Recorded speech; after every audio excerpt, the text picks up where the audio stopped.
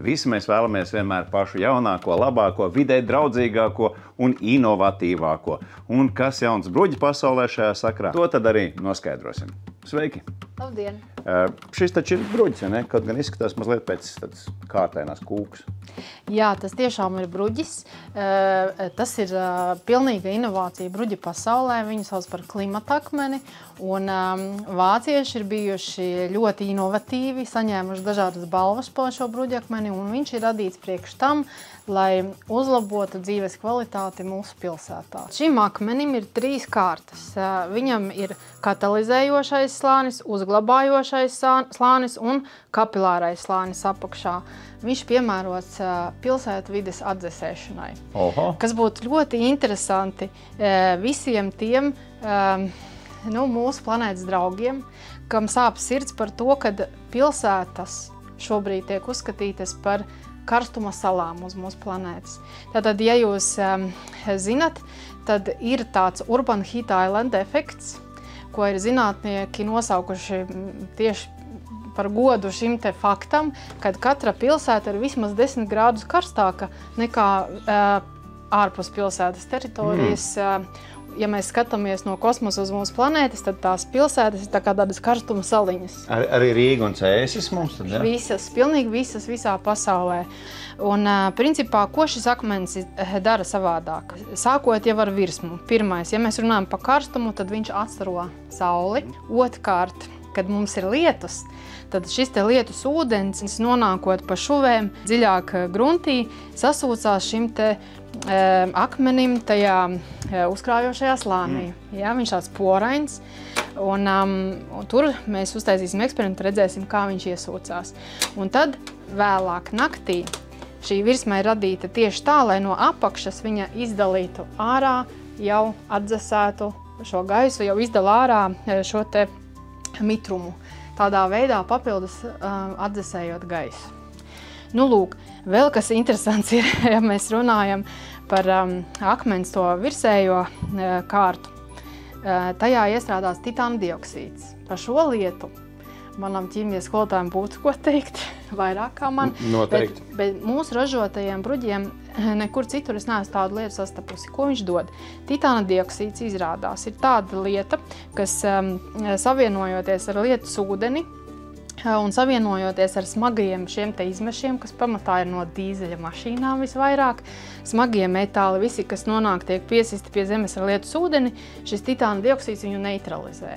Pārvērš pa nitrātiem, un nitrāti vairs nav kaitīgi mūsu veselībai. Tātad tas, kas nonāk gruntsūdeņos, gruntsūdeņi pirmkārt ir aizsargāti jau ar tīru parastu ūdeni un nitrātiem, un tāpat tas, kas iztvaiko vakarā vai pa nakti, tad tas jau arī ir tīrs gaiss. Šis ir lietus ūdens gāzes, kuras gāž virsū lielā ātrumā bruģim, viņš līst, un tur ir tie CO2 izmeši no mašīnām, un tagad viņi tiek piespiesti ar lietu pie tā titāna dioksīda. Titāna dioksīds visu ir noneutralizējis.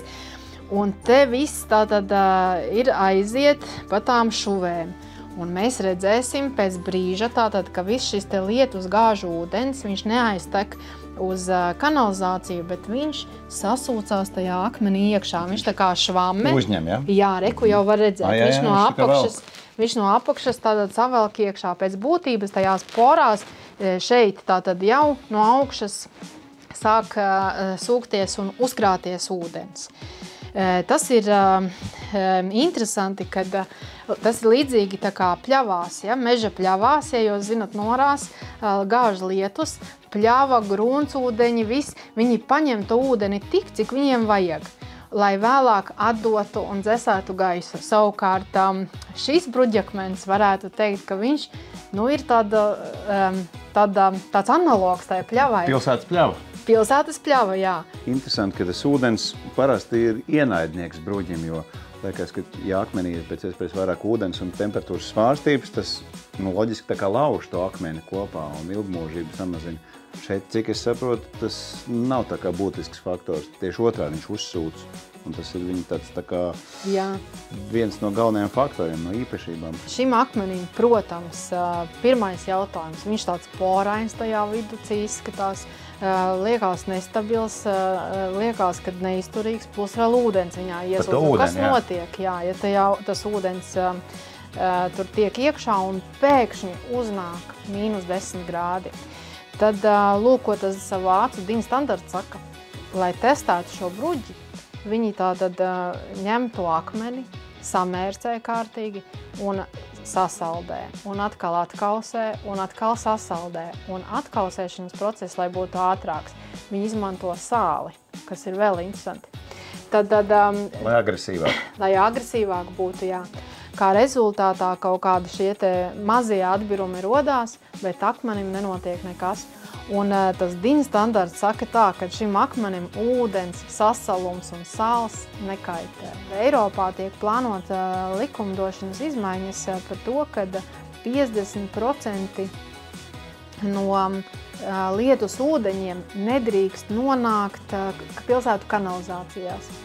Un šis akmens pēc būtības, ja, viņš jau ir atbilde tam nākotnes likumam.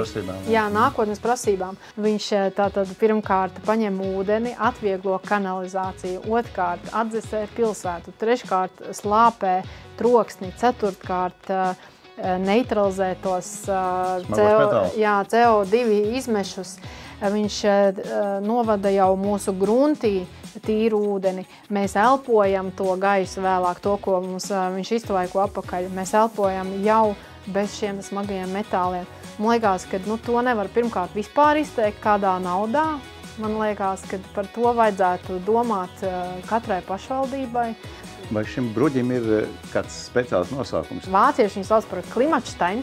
Un Klimačsteini ir, mēs viņu burtiskā nozīmē esam iedēvējuši Latvijā par klimata akmeni. Klimata akmens? Jā, klimata akmens. Viņš tātad rūpējās par mūsu klimatu, par pilsētvidas klimatu, par vidi, kurā mēs dzīvojam.